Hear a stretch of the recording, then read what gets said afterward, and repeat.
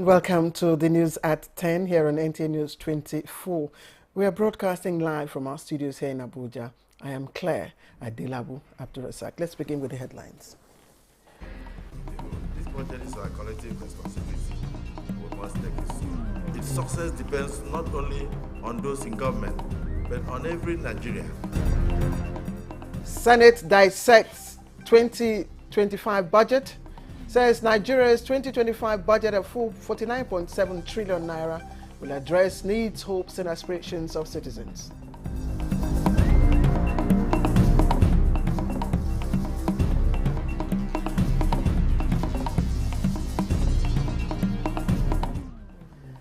Nigeria Governors Forum reiterates strong support for reform of Nigeria's archaic tax laws, acknowledges modernizing tax system for fiscal stability. We want the public to hold us responsible for the goals we have set for ourselves. Federal government rewards contract for rehabilitation of Abuja-Kaduna Highway Section 1.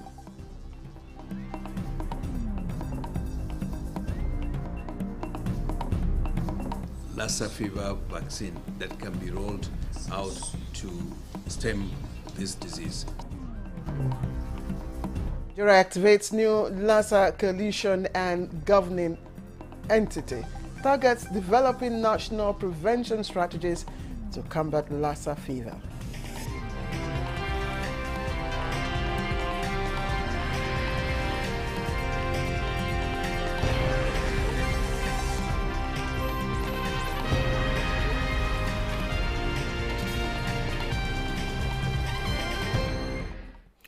Thank you for joining us again. Now, United Arab Emirates President Sheikh Mohammed bin Zayed Al Nahyan has accepted Nigerian President Bola Tinubu's invitation to visit Nigeria this year. The Nigerian leader invited him during their bilateral talks on the sidelines of the Abu Dhabi Sustainability Week 2025. A statement by Special Advisor to the President on Information and Strategy, Baye Onanuga, notes that the UAE President Sheikh Mohammed bin Zayed Al Nahyan thanked the Nigerian leader for the invitation. The two leaders also explored attracting investment into Nigeria. President Tinubu reaffirmed that his government's economic reforms are yielding fruits and called on the UAE to partner with Nigeria to develop the economy. The Nigerian leader said the reforms had stabilized and grown Nigeria's economy, encouraging foreign investors, including international oil companies, announcing billion-dollar investments, signaling renewed confidence in doing business with Africa's most populous nation. President Bola Tinubu has congratulated Dr. Ngozi Okonjo-Iweala, Director General of the World Trade Organization, Mr. Fola Adeola, co-founder of Guarantee Trust Bank PLC, as well as Mr. Kola Adeshino, Managing Director of Sahara Power Group, on the well-deserved conferment of honorary doctorate degrees by the University of Lagos, UNILAG. The university recognized Dr. Okonjo-Iweala for her trailblazing as the first African woman to lead the World Trade Organization and for introducing significant reforms in Nigeria's financial sector. It honored Mr. Adeola for his pioneering role in the Nigerian banking sector and for founding the Faith Foundation, an NGO mentoring young Nigerian entrepreneurs through training and loans. Mr. Adeshino, an alumnus of the university, was recognized for his innovative contributions to the energy industry. Adeshino is also the Group Managing Director, GMD, of Sahara Power Group, an energy and infrastructure organization with operations in 42 countries. The three distinguished Nigerians were awarded Doctorate of Science honorary degrees by the University of Lagos at its 55th convocation on January the 16th.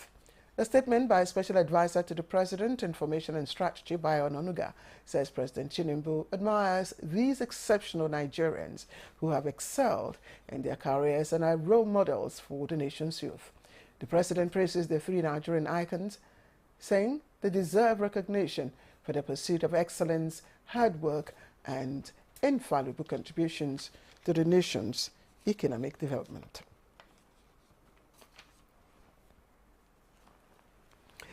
And Nigeria's 2025 budget of 49.7 trillion naira has been described as ambitious, necessitating the Senate convening an interactive session.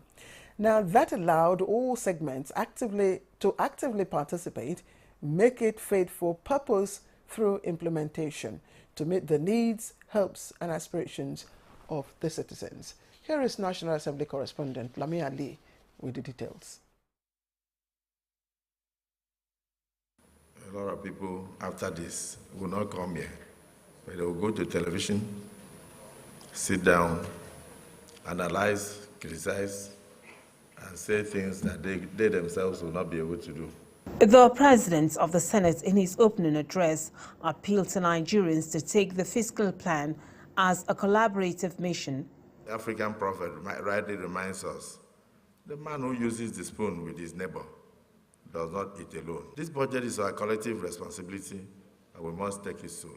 Its success depends not only on those in government, but on every Nigerian, on our shared determination to demand transparency, embrace accountability, and ensure faithful implementation of the budget whenever it's eventually passed. Contributions will be properly received by the Operation Committee, analyzed by its areas of experts for further factoring into their reports. The guest lecturer, who is also a professor of economics, says by adopting and implementing the right reforms, Nigeria can move from the threshold of greatness to the center of gravity. Ensure that they also focus their investment in sectors like education and health and infrastructure. Capital allocation must be, every project must define how much job are they going to create. For every $10 billion naira you have, you can generate one job, direct or indirect. And we see that if you use that and apply that to the economy, the 2025 budget is capable of generating about 1.3 million jobs. Chairman of the Senate Committee on Appropriations describes the retreat as a crucial phase in the legislative process required for the passage of the budget. The essence of this deliberation today goes far beyond surface-level discussion of figures and allocation. It is fundamentally about ensuring that every naira allocated is strategically invested in projects and programs that are tangible and improve lives of Nigerians. Our president, a very, very bold person that he is, convinced the nation that we need to take necessary, difficult choices that will steer our economy in the right direction. And with your support, those choices have been taken. Many, many innovative schemes, again with your support, have been introduced that we are confident that the economy is facing the right direction. The Minister of Information and National Orientation, Mohammed Idris, was among those that participated in the retreat. The event honored the late Adeomi Oriomi Ononuga, the Deputy Chief Whip of the House of Representatives, who died Wednesday. From the National Assembly, Lami Ali, NTA News. And food sufficiency and addressing infrastructure deficit in the rail system for the fiscal year are some of the issues raised in continuation of the budget defense exercise at the National Assembly. We have details of these and other presentations made by ministries, departments and agencies. The Joint Committee on Agricultural Colleges and Institutions, chaired by Senator Babola Long, received agencies under it where issues of poor funding detailed the sitting.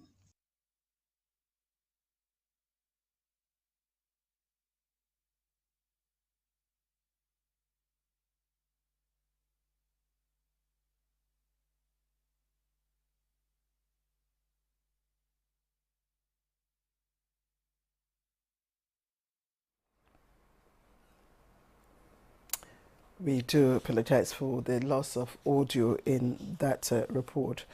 The Senate and House of Representatives committees on Interior have commended the Minister of Interior, Olubunmi Tunji-Ojo, over the 2024 budget performance of his ministry. The joint committees gave the commendation when the minister appeared at National Assembly to defend the 2025 budget proposal of the ministry. Tunjojo told the lawmakers that the ministry's internally generated revenue exceeded its target in the 2024 budget.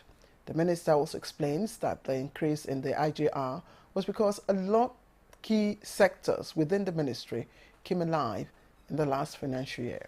He also said that the total target for 2024 was 2 billion naira, adding that it generated over 5 billion naira in the year under review.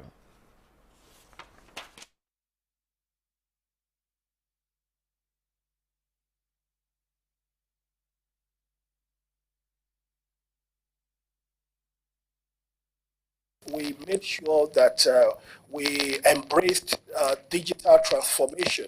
And with digital transformation, it means that unlimited number of people can enjoy a service at a particular time. So these were some of the innovations that were brought to the affairs of the ministry and its agencies. The legislators commended the IGR figures, but also highlighted some areas they thought the ministry should improve upon. Honorable Minister, first I want to commend you, okay, for the quantum leap in revenue generation, okay, between 2023 and 2024. I also want to congratulate you, even though inflationary pressures, may have devalued a lot of the improvement that you have made.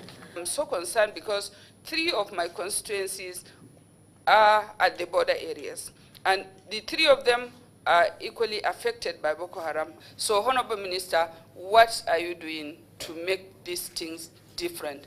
I see foreigners managing supermarkets, small stores. As nobody can tell me that Nigerians cannot be a sales manager in a small company. So I think you need to review that. We do need to ensure that the jobs that are available are not taken over. The minister proposed more than 6.6 billion naira for the 2025 budget. This is the news at 10 here on NTA News 24. The news returns in just a moment. Our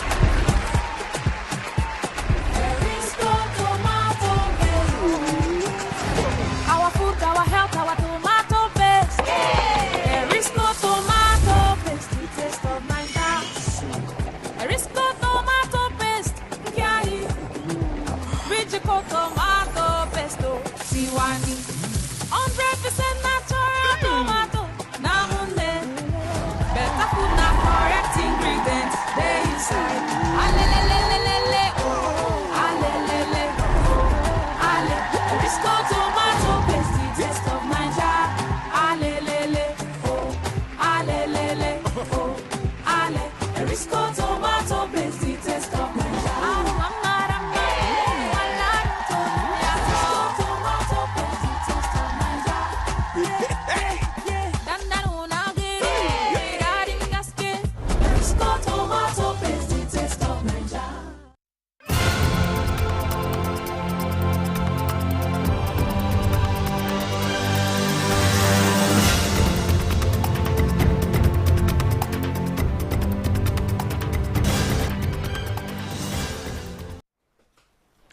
Welcome back, and you're watching the news at 10 here on NTA News 24.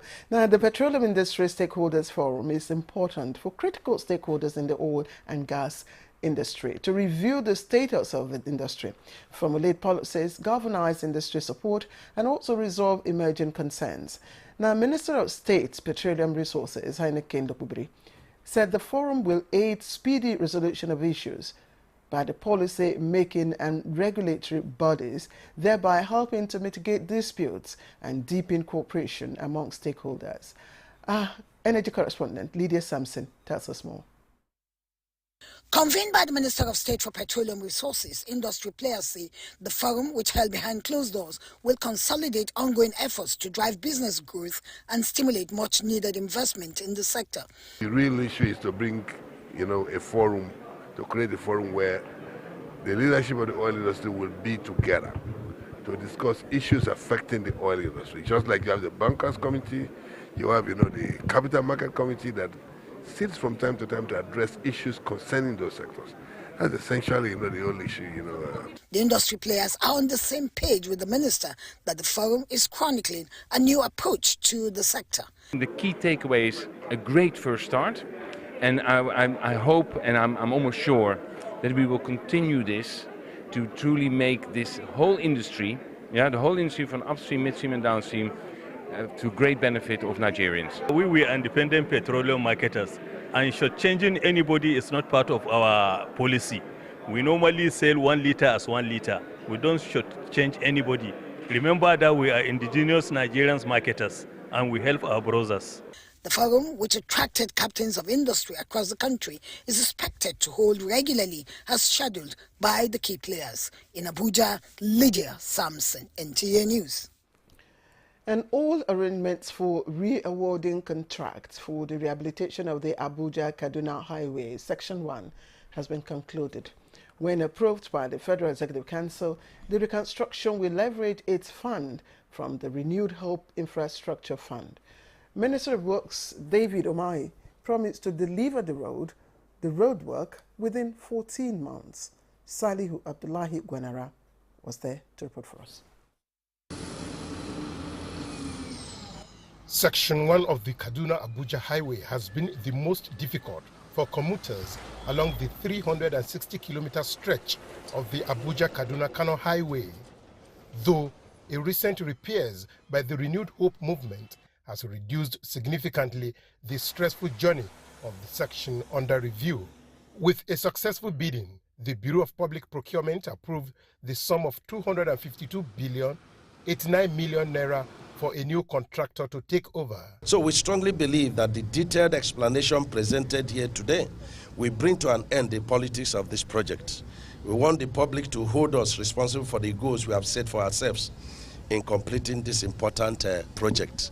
Whatever legislative input, especially this time of the budgetary period that we are here, we as Senate of the Federal Republic of Nigeria, in conjunction with our brothers from the House of Representatives, we make all the necessary provision to support the minister. No reason why we shouldn't get this road done. We promise Nigerians renewed hope.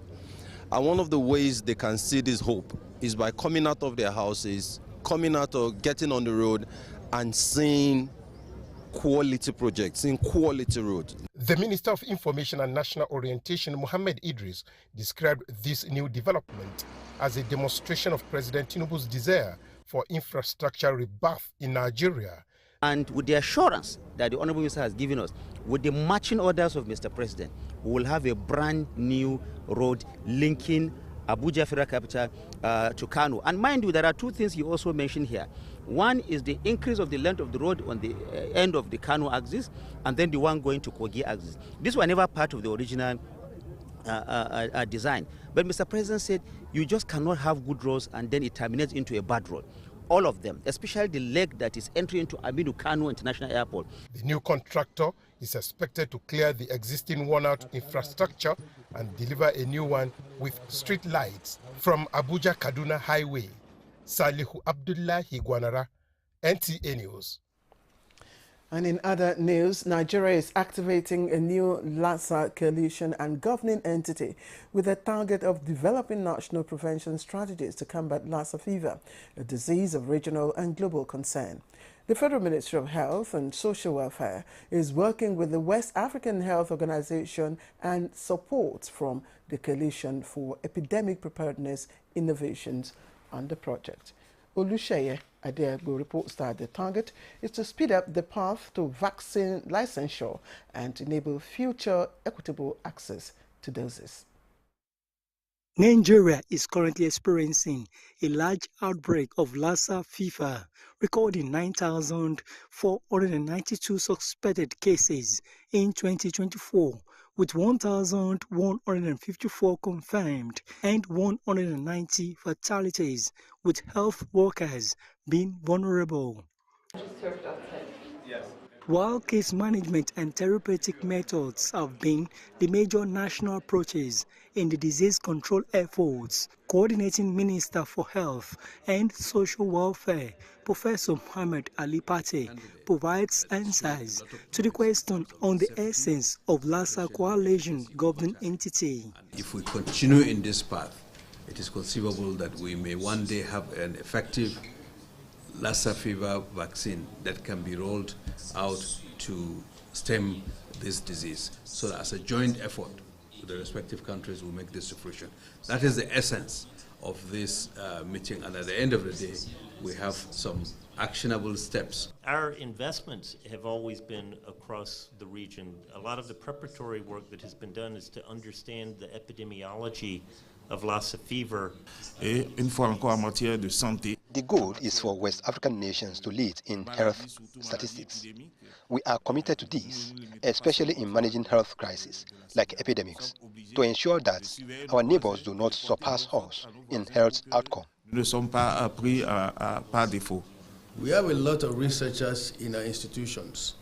This kind of effort now is supposed to gear them up, stimulate their interest, and with government support again, and we stimulate. In research work, we can find answers to not only Lassa fever, to other diseases of interest in the country here. The Lassa governing body entity will provide regional leadership to the coalition with the task of ensuring effective governance and pragmatic delivery for vaccines developers, funders, and member states actively involved in combating the rodent-borne disease. In Abuja, Olusheye Adiagbo, NTA News. And still on health, to ensure that Nigerians continue to receive quality health care services, the Ministry of Health and Social Welfare says it is determined to tackle and eliminate all forms of quackery in the sector. Thomas Ugbete reports that the Minister of State for Health and Social Welfare, Dr. Isiaq Adekunle Salako, made this announcement during an official visit to the health records. The provision of quality healthcare services to all Nigerians is a top priority for the administration of President Bola Ahmed Tinubu. In light of this, Dr. Adekunle Salako, Minister of State for Health and Social Welfare, declared a zero-tolerance policy towards quackery. He emphasized the importance of relocating the Health Records Office Registration Board to a permanent office, given the critical role it plays in health records and data management. When you have somebody who is not qualified, who is not well trained, doesn't have the requisite skill, and is performing what is not supposed to perform, then you put the people that are being attended to, their lives, their welfare, you put it in danger. So it's something that we frown at very well, and that is why we normally take seriously the issues of our regulatory bodies, because it's the regulatory bodies that ensure that the practitioners within all of the professions within the space are well regulated. The first intervention that actually we need from the Honorable Minister and the government at large is the office accommodation. The Minister has gone around and have seen the office. We are having a serious challenge of space. The Minister also told the facility of the Health Records Officers Registration Board of Nigeria, reaffirming that the health of Nigerians is a priority for the federal government and promised continued collaboration with stakeholders as well as state and local governments to improve healthcare delivery across the nation. The Minister was also inducted as a fellow of the Health Records Officers Registration Board of Nigeria. In Abuja, Thomas Ugbetere, NTA News. Let's take you to Bauchi State now, where the Governor, Bala Mohammed, has inaugurated 8 new commissioners and asked them to bring the wealth of experiences to bear on effective implementation of the blueprint of his administration in conformity with the federal government's reform agenda. Anwar Abdullahi reports on the inauguration ceremony, which held at the Bauchi State Executive Council chamber. This is the official swearing-in of the newly appointed commissioners administered by the Chief Judge of Bauchi State, Justice Rabi Talatu Umar, at the instance of Governor Bala Mohammed. Do solemnly swear and affirm. Do solemnly swear and affirm. That I will be faithful and bear true allegiance. That I will be faithful and bear true allegiance. To the Federal Republic of Nigeria. To the Federal Republic of Nigeria. Governor Bala Mohammed said the reshufflement of the cabinet is part of strategies of his administration toward ensuring effective service delivery. We have set before us a clear course of action by defining our priorities drawing up relevant policies and programs, and setting up plans to achieve our broader goals. To ensure success in our delivery, we periodically undertake an introspection through the review and self-assessment of our performances. I therefore wish to admonish every member of our team to work hard, as the review exercise will continue and will become more frequent, and members will personally be held responsible for any shortcomings in the delivery within their MDS. The sworn-in commissioners include that of the newly created Ministry of Livestock Development. In Bauchi, Awwal Abdullahi, NTA News. And you're watching the news at 10 on NTA News 24. When the news returns shortly, Nigeria's Governors Forum takes stands on the tax reform bill. Stay with us.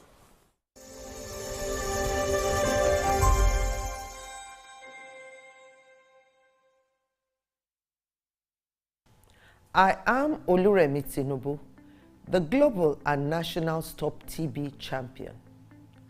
Many people have asked why I've chosen to champion the fight against a disease like tuberculosis. My reason stems from a deep personal experience. I once had a friend who unfortunately fell ill and concealed the nature of his sickness until it was too late.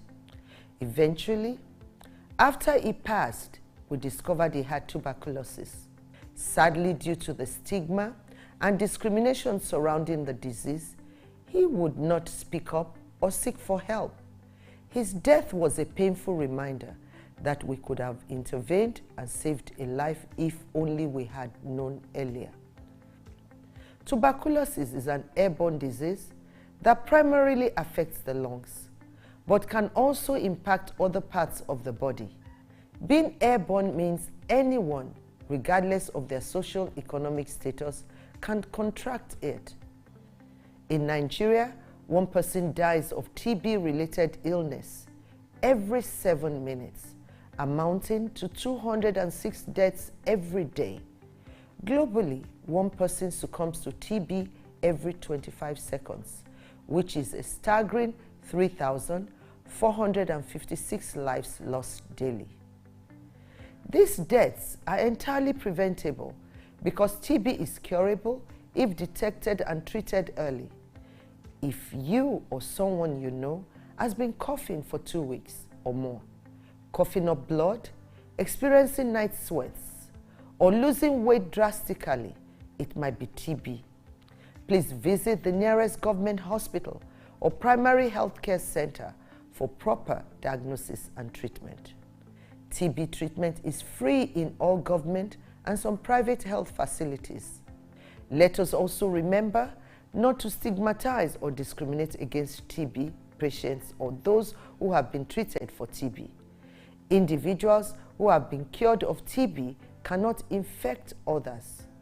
I call on all stakeholders, especially the private sector, to join us in the fight to end TB in Nigeria. Together, we can make a difference. Remember, TB anywhere is TB everywhere. End TB by 2030. Yes, we can.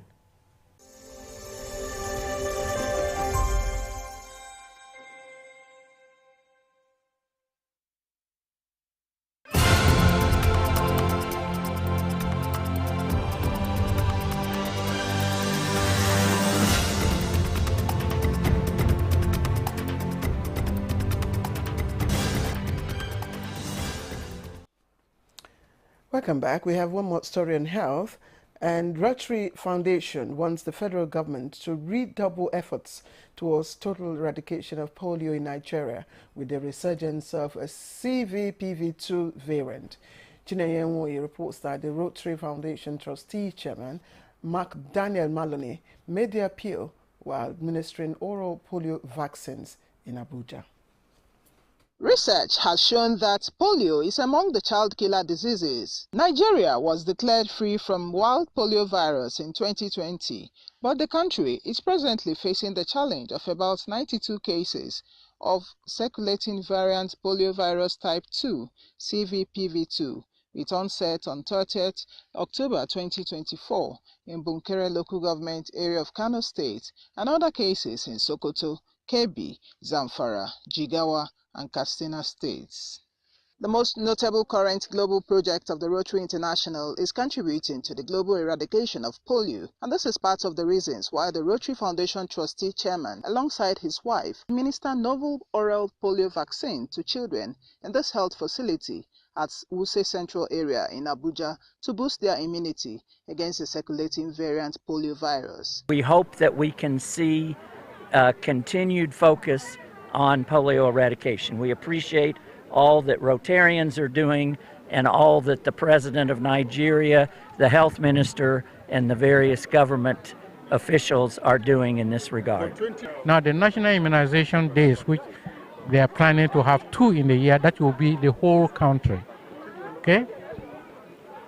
So as of now, we are concentrating in what you call the AIT plus 1 state. Non-compliance and child absence vaccine rejection, concealment of vaccine rejection through fake finger marking, and inadequate fast cold chain equipment were named as some challenges preventing interruption of the virus. In Abuja, Chinenye Nwoye, NTA News. Nigeria's Governors Forum has reiterated its strong support for the comprehensive reform of Nigeria's tax laws and acknowledged the importance of modernizing the tax system to enhance fiscal stability and in line with global best practices.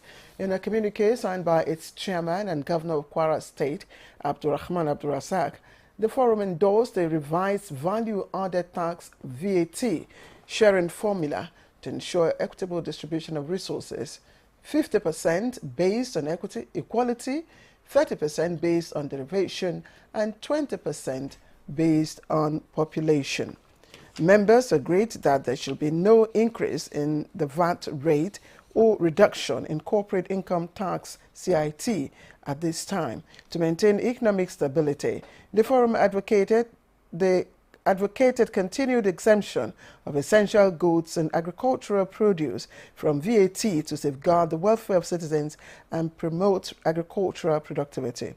The meeting recommended that there should be no terminal clause for TET Fund, NASENI and NITDA in the sharing of development levies in the bills. The forum supports the continuation of the legislative process at the National Assembly that will culminate in the eventual passage of the tax reform bills.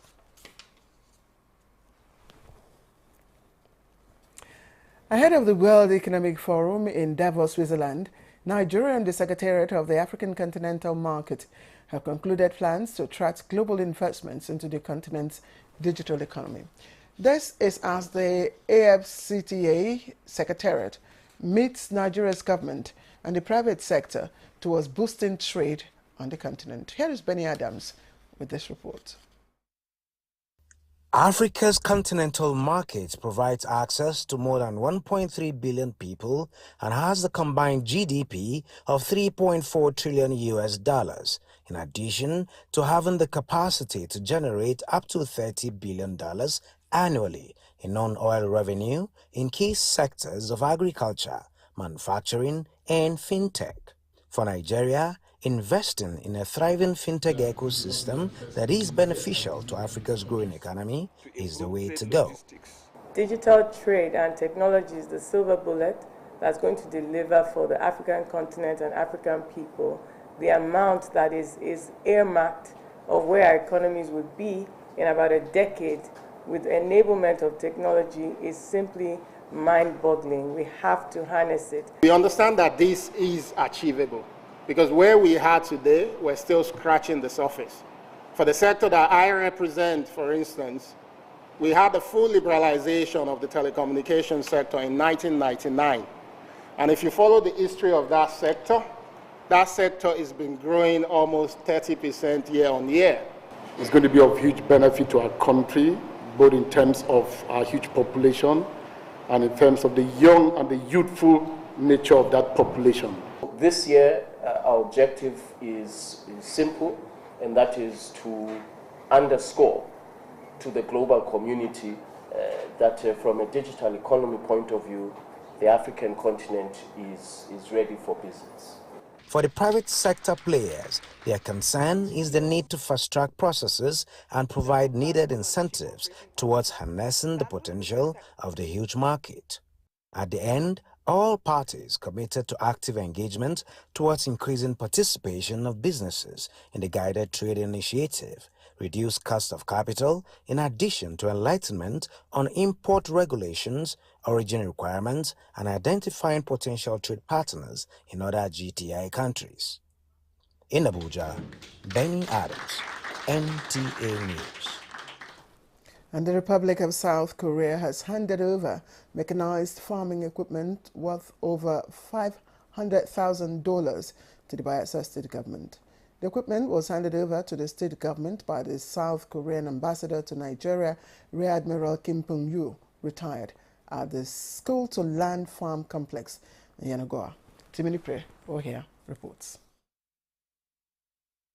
The items include 4 tractors, 2 rice transplanting machines, 1 rice seeding machine, 10,000 rice seed birds, and 4 10-ton per day rice mills. Speaking at the handover and rice planting demonstration ceremony, Korean ambassador said the donation was part of a collaborative partnership between his country and Bayelsa State. He noted that Bayelsa was endowed with a suitable soil and favorable weather for rice cultivation, and expressed optimism that the equipment and training of the state's personnel will help boost rice production in the state. Before I talk about agricultural cooperation with Bayelsa State, I would like to first mention the history of agricultural cooperation between Korea and Nigeria. Governor of Bayelsa State, Senator Doyediri, said the equipment were the first result of the collaboration between the two governments. He noted that this gesture would boost the state's effort to enhance food security and stimulate economic growth. The governor equally urged investors to take advantage of the natural resources and the peaceful environment to invest in the state. We are creating opportunities for our youths to engage in farming and agri-business, which will help reduce unemployment and poverty in our state. Bayelsa is very serious about our rice production project, and having seen what Koreans have done, we want to be associated with the best. He also called on TYM Machinery, one of the companies he visited in Korea, to establish a manufacturing plant in the state in order to create employment and stimulate economic growth. In Yenagoa, Timinupri, Ohia, NTA News. And the Nigerian Office of the Wildlife Conservation Society of the United States of America has facilitated a vaccination exercise for 12,000 domestic livestock owned by the grassroots communities of Yankari Forest in Bauchi State. Now, the one-month exercise is aimed at controlling 2 major killer animal diseases against transmission to humans. Muazu Hassan has the details. Bovine pleuropneumonia, known as BPP, is a highly contagious disease affecting cattle which spread through direct contacts, while foot and mouth disease is a viral disease affecting cloven hoof animals. This vaccination exercise by the Wildlife Conservation Society of Nigeria at Gajindugure village in Alkaliri local government area is a strict biosecurity measure for control and outbreak prevention of the 2 major animal diseases in the country. Last year we won a grant by U.S. Wildlife Fish to vaccinate 12,000 cattle in communities surrounding the game reserve. And this vaccination is, we target 2 major preventable disease, foot and mouth disease and CBPP. The CBPP is yearly. Every 1 year you can revaccinate, but the foot and mouth, at least you are supposed to repeat at least after 6 months. After 6 months you repeat, so that the animals will be protected. So you cannot achieve herd immunity until you keep on the vaccination on and on and on in a particular settlement over a period of time. And that's why the WCS, the target is to continuously vaccinate these cattle around Yankari Game Reserve for at least 3 to 5 years. The one-month vaccination exercise by WCS will not only protect domestic animals and humans, but also provide economic security and proper prevention of animals living in the famous Yankari forest. In Bauchi, Muaz Hassan, NTA News.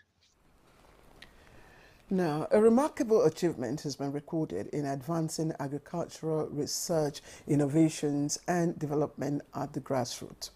Now, this follows the inauguration of a new substation of the Institute of Agricultural Research and Training at the Obafemi Awolowo University in Edumo, Kababunu local government area of Kogi State.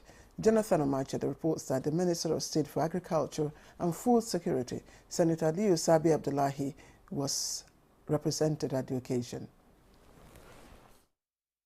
With the prevailing challenges arising from high cost of living in the country, it became imperative for government and prominent stakeholders to come up with potent survival strategies, especially in the area of food security and sufficiency. The Institute of Agricultural Research and Training, Obafemi Awolowo University, which has its headquarters in Ibadan, Oyo State, is doing everything possible to live up to expectation in this direction through an enabling environment provided by the Federal Ministry of Agriculture and Food Security. Prominent among the efforts of the institute that is yielding dividends is the establishment of substations in rural areas to foster collaboration with local farmers, extension workers and relevant stakeholders. It was another moment of fulfillment as the institute commissioned the 7th substation in Edumo, Kababunu local government area of Kogi State.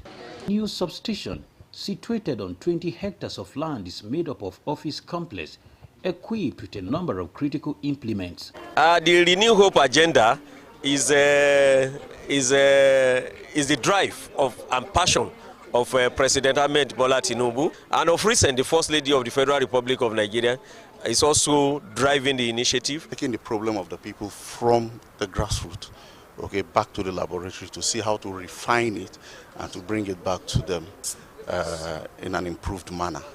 So this is a very laudable event, and we believe and want to pray that we'll have more of this so that we get closer to the people. IRT has been a very good institute that has been working on agriculture since all these days. Now that we are moving to the North Central, I am very glad that today's event is a successful one. Efforts are being made to get additional facilities such as modern research laboratories, advanced greenhouses and irrigation system, as well as demonstration plots for best practices, among others. Jonathan Omajali, NTA News. We're not done with Kogi yet. The state government has vowed to prosecute a 40-year-old man, Mr. Elisha Daniel, who accused of allegedly raping a 3-year-old girl, describing the act as barbaric, stating that the society must not tolerate conscienceless people. Addressing journalists in Abuja, the Commissioner for Information and Communications, Kingsley Fanwo, emphasized government's commitment to ensuring that the suspect faces the full wrath of the law. He notes that Governor Ahmed Usman Ododo has issued a firm directive to government officials to collaborate with the Nigeria Police Force to ensure justice is served, and directed the Attorney General and Commissioner for Justice to ensure the right legal framework is applied to secure justice for the little girl and the society at large. He also disclosed that the governor has tasked the Commissioner for Women Affairs and Social Development with providing immediate support to the victim to help her recover from the trauma.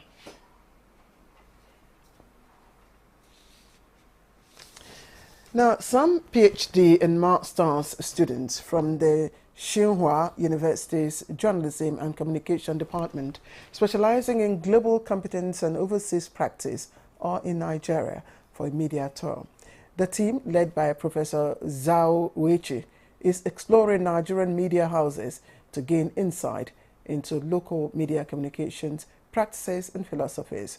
Vivian Izadife reports on the students' visit to the Nigerian Television Authority, NTA headquarters here in Abuja.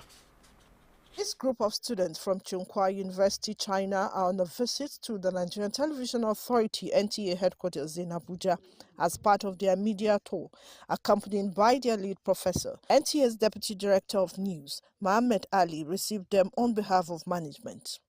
He took the students through the history of NTA, highlighting its establishment with the primary aim of promoting national unity, education, and unity among Nigerians. Politician where we have more languages, specialized languages. So we have NTA Knowledge, which is for children, only education program only. Knowledge channel. We have entertainment, which is music, drama, everything. We have NTA Sports. This is only sports, 24/7. We have NTA Hausa, NTA Yoruba, NTA Igbo. And then because we are a democracy, we're not. Major student, I think that inspired me and to think about what's the goal of the media is and what should media do for our society. We know more about Africa and also the global south. Before if we just stay in classroom, we can only know some knowledge from the Western and something about our own country, but only when I step in the real world of Africa, I know your friendliness. The visit was a valuable opportunity for the students to gain insights into Nigerians' media landscape and cultural heritage. Vivian Izadifi, NTA News. Fantastic. Let's take one more story now before we take you on a recap. Now, the National Working Committee of the People's Democratic Party, the PDP, has accepted the judgment of the Rivers State High Court, nullifying its 2024 congresses in the state. The court in suit number PHC 2301/CS/2024 delivered its verdict on Monday, January the 13th, 2025, invalidating the ward, local government and the state congresses held on July the 27th, August 10 and August 31st, 2024. PDP National Publicity Secretary Debo Ologunagba, in a statement issued in Abuja in response, announced NWC's recognition of Name Robinson Ewo as the new leader of the Rivers State Executive Committee, tasked with steering the affairs of the party in line with the PDP's constitution as amended in 2017. It lauded the court's decision as a testament to the PDP's commitment to transparency, internal democracy and adherence to the rule of law. It, however, urged party members, leaders and stakeholders in Rivers State to rally behind the Ewo-led leadership to foster unity and progress. The court ruling rose from a suit filed by Edwin Nwoko, Love Otonye and two other PDP members challenging the validity of the congresses. Let's remind you of our main stories once again. This budget is our collective responsibility. We must take it soon. Its success depends not only on those in government, but on every Nigerian. And the Senate has dissected the 2025 budget, assuring Nigerians that the budget of 49.7 trillion naira will address needs, hopes and aspirations of citizens.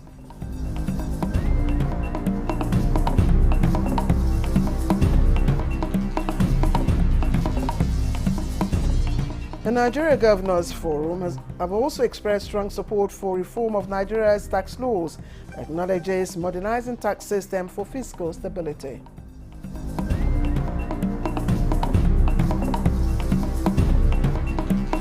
We want the public to hold us responsible for the goals we have set for ourselves.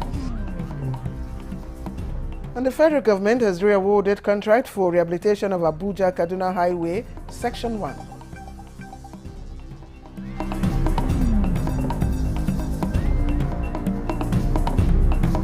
Lassa fever vaccine that can be rolled out to stem this disease.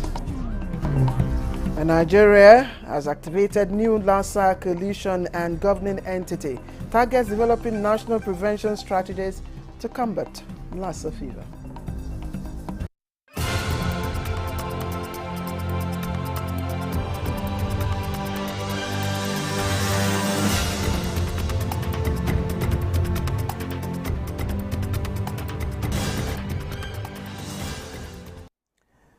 Let's quickly check developments on the foreign scene. And with Donald Trump set to resume office as the 47th President of the United States, one of his key election promises was mass deportation of migrants, and that is looming large. In this special report, Garba Natala examines the potential implications of Trump's presidency on Africa. The U.S. President-elect's agenda on mass deportation may have far-reaching consequences for many families and homes of foreign nationals, particularly those residing illegally. The shockwave coming from Donald Trump that when he assumes office, he will activate the massive deportation exercise ever in U.S. history. But this is quite hypothetical. Again, he has sent a signal to many countries. In fact, it is observed during his first term in office. Neighboring Mexico in the southern part is already preparing for an influx of migrants by setting up new shelters along the U.S.-Mexico border. But how will nationals from other countries such as Nigeria fare amidst this uncertainty? Now, the United Nations Resolution 194, in caps 1, 2, and 3, guarantees right to everyone that migrates to any country. The United States Human Rights Commission will take charge of that situation to ensure that whoever has emigrated into a nation, they check out the stories of that person. There are so many reasons people give. It could be as a result of insecurity within your neighborhood in the country you are coming from. It could be terrible economic situation. Interestingly, a 1798 mass deportation policy, an 18th century law, has been invoked only 3 times in U.S. history and only during wartime with foreign nationals. Analysts weigh in on the political and illegal realities of Trump's proposed move.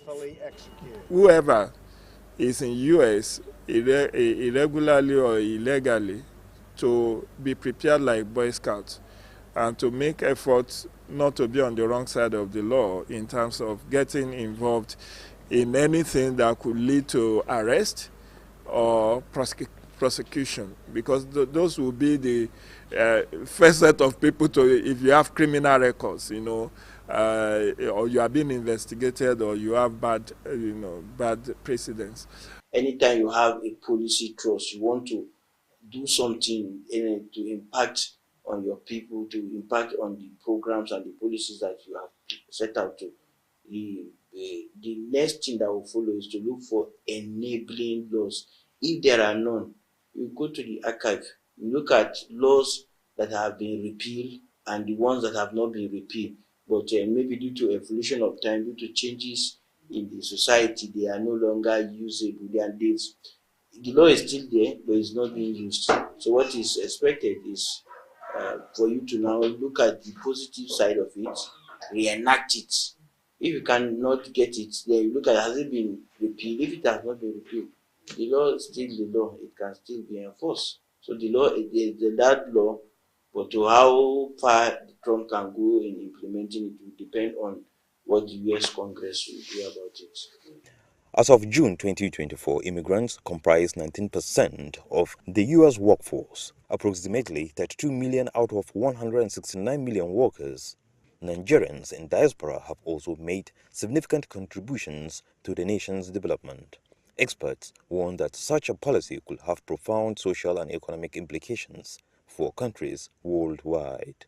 So it behoves on Mr. Donald Trump as president, when he resumes office, to ensure that humanity comes to play in his heart. While Trump's mass deportation plan remains a rhetoric, his America First agenda and potential trade wars on the horizon raise important questions about the future of U.S.-Africa relations. Diplomatic channels, however, remain open to address strategic priorities during Trump's presidency, but all eyes are on his forthcoming key appointments. In Abuja, Garba Muhammad Atala, NTA News. Well, that's a testament to the saying that when U.S. coughs or sneezes, the world catches cold. That's the news at 10 on NTA News 24. There'll be an update at 11, and I'll see you then.